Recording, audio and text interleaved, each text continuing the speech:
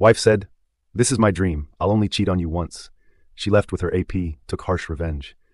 Oliver had planned this evening for weeks. The restaurant, a quiet, intimate spot where they'd shared countless anniversaries, was prepared with their favorite table by the window. Arya would arrive soon, dressed in that red gown he loved, her face lighting up the room as it always did when she saw him. He had everything in place: flowers, a handwritten note folded neatly in his pocket, and a single silver pendant necklace that he'd chosen just for her. As he waited, he thought about how they'd made it through so many phases of life together, from young, carefree newlyweds to parents navigating the chaos of raising two children, Emma and Tommy. Their lives had intertwined in ways that made them inseparable, or so he thought. When Arya arrived, her smile brightened the room. She walked over to him with that familiar warmth in her eyes, her steps graceful, her expression open and genuine. He rose to greet her, feeling a swell of pride and love as he held her hand, kissing her lightly on the cheek. She laughed as he pulled out her chair, a small private smile playing at her lips.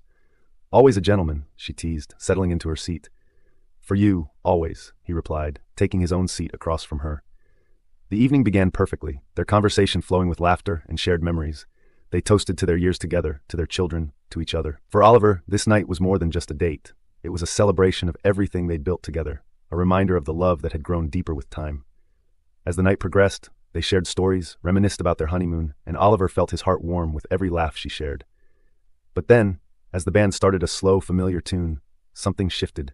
Oliver noticed Arya glancing across the room, her gaze lingering a little too long on someone he didn't recognize, a man with a confident air and casual charm. He was well-dressed, with a presence that was hard to ignore. Oliver watched, feeling a strange pang of unease as Arya's smile turned slightly coy. She looked back at Oliver, a flicker of something unreadable in her eyes, and reached for her wine glass. "Do you know him?" he asked, keeping his tone light, though his heart beat faster. She blinked, her gaze returning to him, and for a moment she looked almost flustered. "Oh no, just he seems familiar, that's all." Oliver chuckled, trying to shake off the uneasy feeling. "Maybe he's an actor or something." "Maybe," she replied, her eyes flicking back toward the man before meeting Oliver again. "So about that big work project?" They fell back into conversation, but Oliver couldn't shake the sense that something had changed. She was present, laughing and talking, but there was a new, almost electric energy to her, one he hadn't seen in a long time. It was an intensity he had once felt was only for him, but tonight it was as if she was holding back something he couldn't reach. Later, when the waiter took away their plates and the band struck up a lively tune, the man across the room approached their table. He was Owen Anderson, the actor, a face Oliver had seen in passing on television or billboards. With a charming, confident smile, Owen extended his hand toward Arya. "Mind if I steal this lovely lady for a dance?" he asked, his gaze fixed on her in a way that made Oliver's skin prickle. Arya glanced at Oliver, a question in her eyes, and for a moment he felt a pang of possessiveness, but he swallowed it, laughing and nodding his consent. "Just don't keep her too long," he joked, trying to hide the unease settling in his stomach. Arya took Owen's hand, rising from her seat, and they moved to the dance floor. Oliver watched them, his eyes narrowing as he observed the way Owen's hand settled a bit too familiarly on her waist. She laughed at something Owen whispered, her cheeks flushing as she looked up at him, a smile Oliver hadn't seen in years. The song ended, but they didn't return. Oliver's heart pounded as he watched them walk off to a quieter part of the room, their heads close together, laughing. A flicker of anger surged through him, but he forced himself to stay seated, telling himself he was being paranoid. She would come back. This was Arya, his Arya, the woman he'd shared so much with, the mother of his children. She wouldn't just walk away. But as the minutes dragged on, the sinking feeling in his stomach grew. He pushed back from the table, rising to his feet, scanning the room for any sign of her. She was gone. Oliver left the restaurant in a daze, stepping out into the cold night air. His breaths came in short, shallow bursts as he walked through the empty streets, his mind racing with questions he couldn't answer. How could she leave so easily, without a word, without even a backward glance? He drove home in silence, his hands gripping the steering wheel as he replayed the night's events. Every look, every laugh, every gesture that had seemed so innocent now felt like pieces of a puzzle he hadn't realized he was putting together. The memory of her eyes meeting Owen's, the laughter that had been meant for Oliver but was now shared with someone else, it all felt like a cruel twist of fate. The house was dark when he arrived, the stillness amplifying the emptiness that filled him. He walked through the rooms, each one a reminder of the life he and Arya had built together, of the memories they created with their children. Every photograph, every piece of furniture seemed to mock him, to remind him of a love that had been so easily discarded. He tried calling her, his hands trembling as he dialed her number, but there was no answer, only silence. He left a message, his voice barely a whisper. "Arya, where are you? Call me back, please." Hours passed, and as the sun began to rise, Oliver found himself sitting in the living room, staring at the phone, waiting for a call that never came. The weight of her absence settled over him, and he felt a numbness seep into his bones, a hollow ache that refused to go away. He wanted to scream, to demand answers, to know why she had chosen that moment, that man, that night to walk away. But all he could do was sit in silence, the reality of her betrayal settling over him like a shadow. The next morning, he went to a nearby cafe, hoping that the routine of a simple breakfast might ground him, offer him some semblance of normalcy. Marie, a longtime friend and waitress at the cafe, noticed the dark circles under his eyes, the haunted look in his gaze. She brought him coffee, sitting across from him as he recounted the events of the night in a voice thick with pain. "I don't understand it, Marie," he said, his hands wrapped around the coffee cup. "We had everything, a family, a life together. How could she throw it all away for him?" Marie listened quietly, her heart breaking for him. She reached across the table, placing a hand over his. "Sometimes people don't think about what they have until it's gone, and sometimes they don't realize the damage they're doing until it's too late." Oliver nodded, his gaze distant as he stared into his coffee. I can't wrap my head around it. How can someone you love so deeply betray you like that?" Marie sighed, giving his hand a comforting squeeze. "Maybe she didn't value what you had as much as you did, Oliver, and maybe it's time for you to focus on yourself for a while, take care of you and the kids." The idea of moving forward without Arya felt impossible, like trying to breathe without air. But as he looked at Marie, he felt a flicker of hope, a glimmer of strength he hadn't known he possessed. Maybe he could survive this.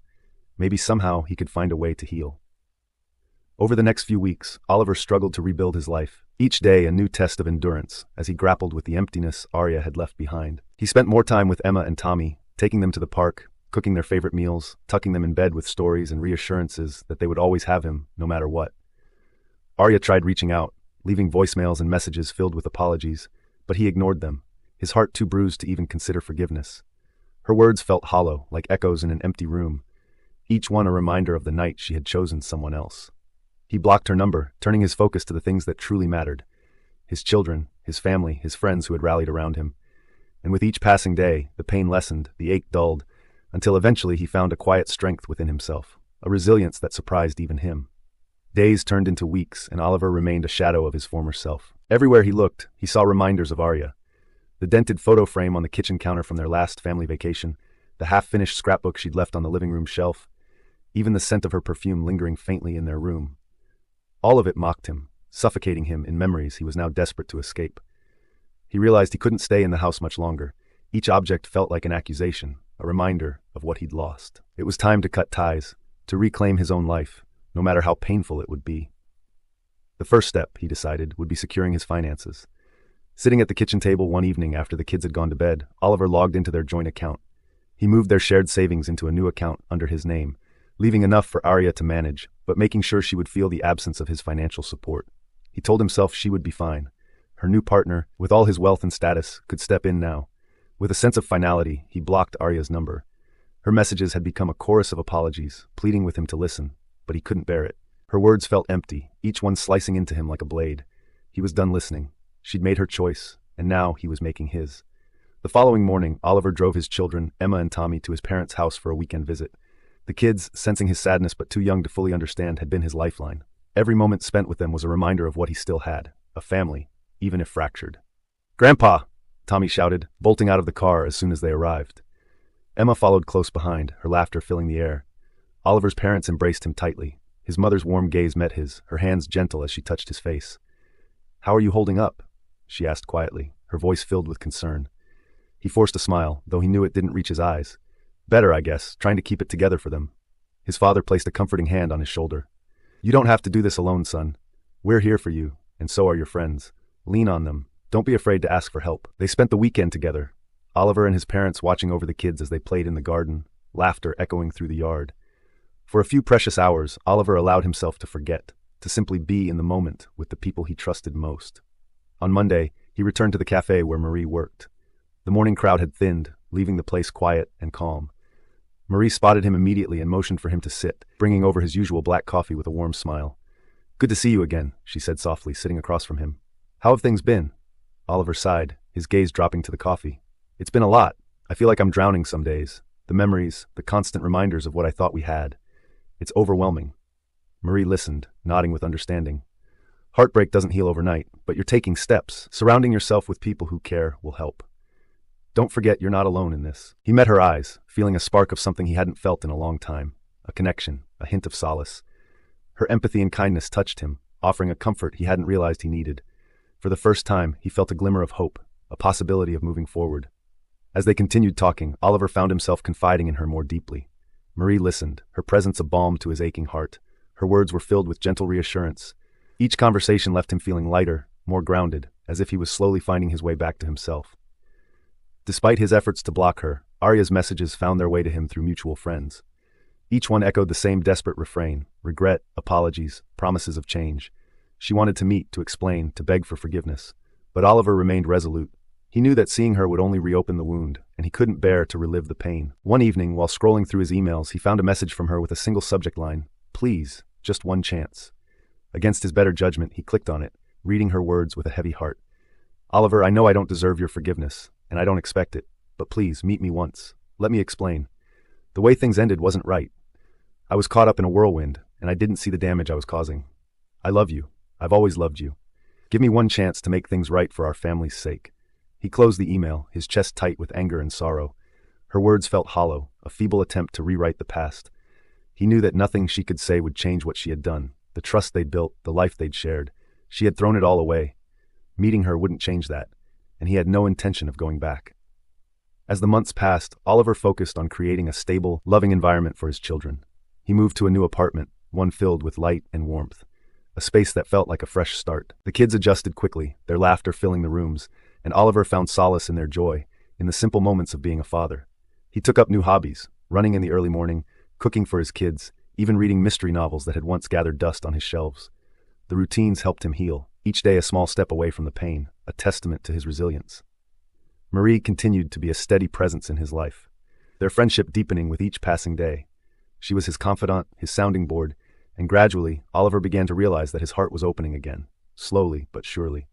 Her kindness, her laughter, her genuine care, they were like rays of light piercing through the darkness that had surrounded him for so long. While Oliver found stability and strength, Arya's life took a starkly different turn. The fallout of her actions spread quickly through their social circles, the whispers and judgment growing louder with each passing week. Friends who had once admired her distanced themselves, shocked by the betrayal she had committed. As for Owen, he had already moved on, his fleeting interest in Arya fading as quickly as it had sparked. Arya found herself alone, left to navigate the consequences of her choices with no support. She reached out to Oliver once more, this time with a tone of desperation. "I made a mistake, Oliver. I thought I was following my heart, but it was a moment of madness. I need you. Please don't leave me like this."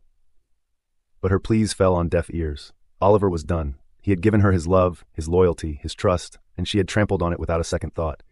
He would no longer be her safety net, her comfort in the aftermath of her own betrayal. As time passed, Oliver's path crossed with someone new.